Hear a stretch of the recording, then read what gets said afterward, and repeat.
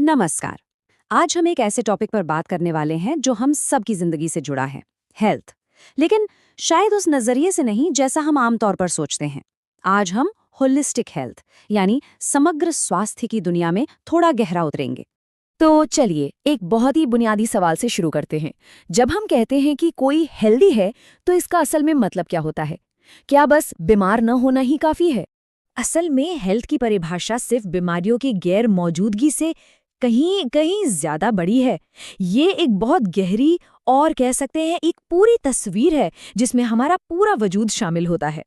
और यहीं पर होलिस्टिक हेल्थ का आइडिया सामने आता है। ये एक ऐसी हालत है जहां एक इंसान के सभी पहलू, उसका शरीर, मन, इमोशंस और उसकी आत्मा एकदम बैलेंस में हो। ये सारे हिस्से एक दूसरे से ऐसे जुड़े हैं कि इन्हें अलग किया ही नहीं जा सकता।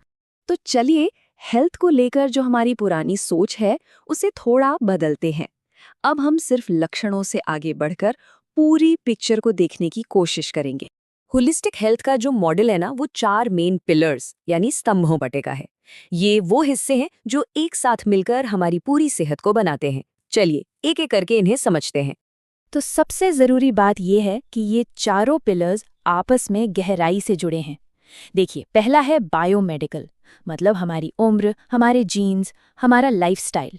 दूसरा है इकोलॉजिकल, यानी हमारा माहौल, हम कहाँ रह रहे हैं। तीसरा है साइकोसोशल, मतलब हमारे रिश्ते, हमारा समाज, हमारी एजुकेशन। और चौथा है स्पिरिचुअल, यानी जिंदगी में हमारा मकसद क्या है, हमें अंदर से कैसी शांति मिलती है। ये सब मिलकर हमारी हेल्थ की कहानी लिखते हैं। अच्छा, अब सवाल ये उठता है कि ये सारी बातें थ्योरी में तो ठीक हैं, पर असल दुनिया में मेडिकल प्रैक्टिस में ये कैसे काम करती हैं? तो चलिए देखते हैं। जब कोई डॉक्टर होलिस्टिक अप्रोच अपनाता है तो वो सिर्फ बीमारी के लक्षणों पर नहीं रुकता। वो ये भी देखता है कि किसी की जिंदगी में क्या चल रहा है, उसकी जेनेटिक हिस्ट्री क्या है, उसका माहौल कैसा है, और तो और वो इंसान अपनी सेहत के बारे में खुद क्या सोचता है। और इस अप्रोच की सबसे खूबसूरत बात यह है कि डॉक्टर और मरीज का रिश्ता बदल जाता है।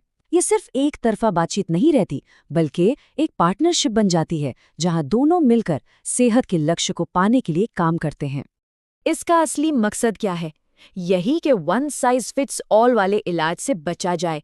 हर इंसान अलग है, उसकी ज़रूरतें अलग हैं, तो इलाज बीमारी का नहीं बल्कि उस इंसान का होना चाहिए जो उस बीमारी से गुजर रहा है। चलिए अब आगे बढ़ते हैं और दो ऐसे शब्दों का फर्क समझते हैं जिन्हें हम अक्सर एक दूसरे की जगह इस्तेमाल कर लेते हैं, वेल बीइंग और वेलनेस। सुनने में भले ही एक जैसे लगें, पर इनमें एक बड़ा अंतर है। तो वेल बीइंग क्या है? वर्ल्ड हेल्थ ऑर्गेनाइजेशन के मुताबिक ये एक होने की अवस्था है, मतलब शारीरिक, मानसिक और सामाजिक तौर पर अच्छा महसूस करना। इसे दो तरह से मापा जाता है। एक तो सब्जेक्टिव, यानी कोई खुद कितना खुश है, और दूसरा ऑब्जेक्टिव, यानी उसका स्टैंडर्ड ऑफ लिविंग कैसा है। तो यहाँ फर्क बिल्कुल साफ हो जाता है।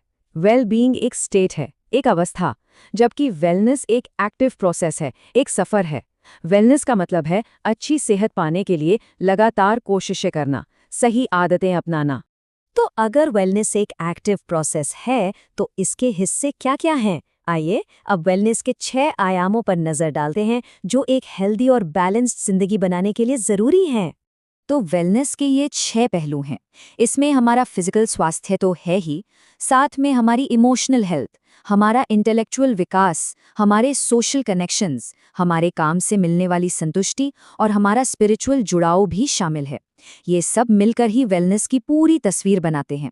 किसी एक को भी हम नज़रअंदाज नहीं कर सकते। वेलनेस की ये परिभाषा इस बात पर जोर देती है कि ये कोई मंजिल नहीं है, बल्कि एक लगातार चलने वाली यात्रा है। ये एक एक्टिव चॉइस है जो हम हर दिन एक हेल्दी लाइफस्टाइल अपनाकर करते हैं।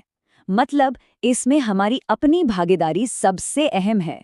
तो इस पूरी बातचीत के बाद एक सवाल सोचने पर मजबूर करता है। इन सभी 6 आयामों, physical, emotional, intellectual, social, occupational और स्पिरिचुअल को एक साथ रखकर देखें तो किसी भी इंसान की वेलनेस की असल तस्वीर कैसी दिखेगी?